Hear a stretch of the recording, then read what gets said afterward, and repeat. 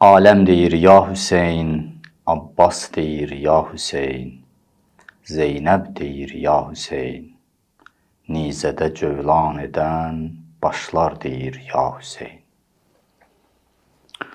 Bu günlər Əhl-i Beytin qəm günləridir, Məhərrəmlik ayı, Səfər ayı, onların müsibət günləridir. Bizlər adətən bu günlərdə cümə xütbəni, cümə muizəsini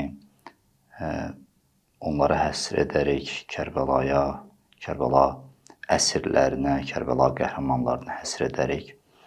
Mən də istəyirəm elə o haqda yenə də söhbətimizi davam etdirək.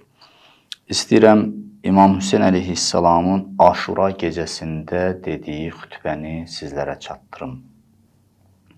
Bu xütbəni İmam Səccad əleyhissalam nəql eləyir. Buyurur ki, atam Əli ibn-i Hüseyn əleyhissalam Aşura gecəsində bütün əhl-əyalını, dostlarını, ənsarını çağırdı və onlara çıxış etdi, xütbə oxudu. Xütbəni bu cür başladı. Uthni alallahi əhsənəth-thəna və əhməduhu aləs-sərrai və-darra. Allaha ən gözəl tərzdə həmdü səna edirəm.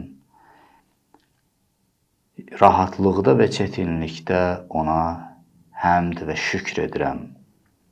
Bu cür başlayır İmam Hüseyn əleyhissalam öz xütbəsinə. Sonra buyurur, Allahumma inni əhməduka alə ən əkramtəna bin nübuvvəh və alləmtənəl Qur'an və fəqqəhtənə fid-din və cəaltə lənə əsma'an və əbsaran və əf'idah və ləm təcəalna minəl müşrikin. İlahi, mən sənə həmd edirəm, sənə şükr edirəm ki, sən bizə nübüvvəti kəramət etmisən, peyğəmbərlik vermisən, peyğəmbərlik bizdəndir, yəni peyğəmbər bizdəndir.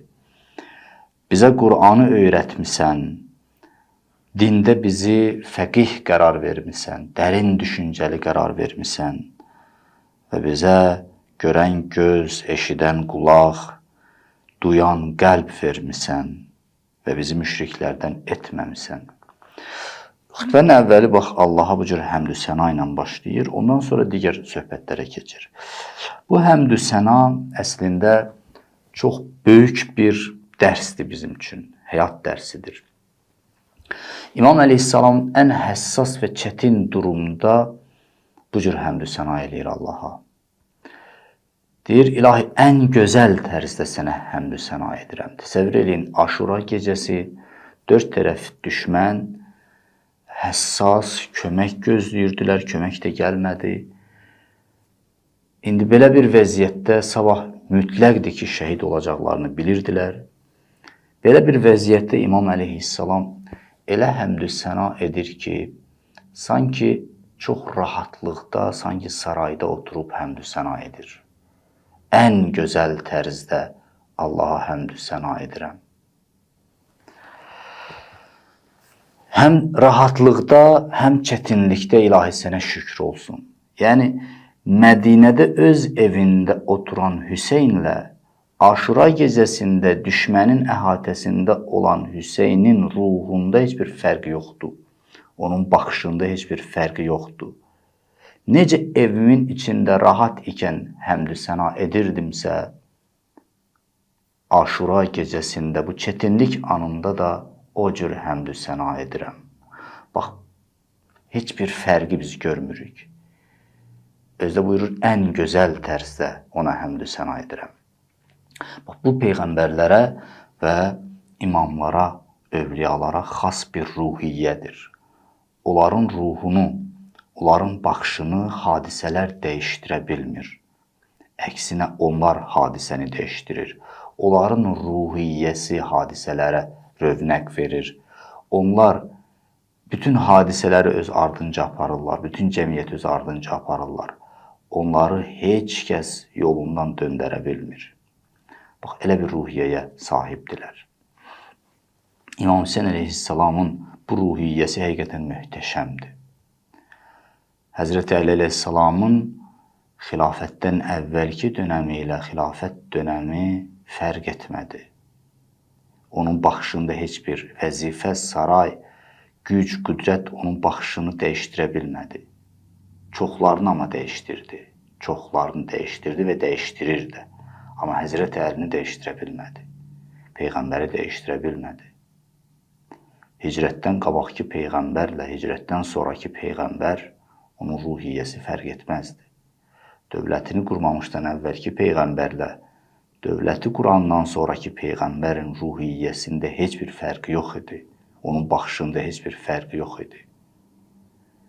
Bir nəfər ərəb gəldi, səhranişin idi. Gəldi Peyğəmbərin yanına, Peyğəmbərin zəhmi onu tutdu. Peyğəmbər bunu hiss etdi. İndi təsəvvür eləyin, həm padşah olasan, yəni dövlətin rəhbəri olasan, həm Peyğəmbər, həm də əzəmətli bir şəxsiyyət olasan. Bu səhranişin ərəb bu əzəməti görəndə, yəni onun zəhmi onu tutur.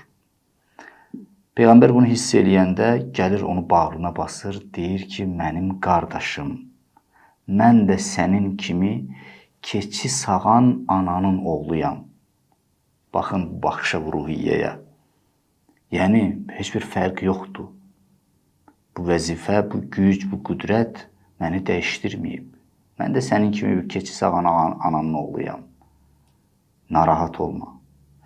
Əmirül-Müminin Əli əleyhissalam haqqında yazırlar ki, Həzrəti Əli əleyhissalam xəlifəlikdən əvvəlki durumu, vəziyyəti necə idisə, ruhiyyəsi necə idisə, xəlifə olandan sonraki vəziyyəti də elə idi. Hətta əksinə iqtisadi vəziyyətində dəyişiklik var idi, yəni pisə doğru. Həzrəti Əli əleyhissalam bundan əvvəl əgər dadlı yeməklər məsələn arada yeyirdisə, xəlifə olandan sonra ondan da çəkinirdi. Çünki artıq bütün müsəlmanların haqqı onun boynuna gəlmişdi və Həzrəti Əmirül-Müminin əleyhissalam ən kasıb rəiyyəti səviyyəsində yaşayırdı. Bax, budur çətin bir durum, budur səbr tələb eləyən və dərin baxış, dərin iman tələb eləyən bir məsələ.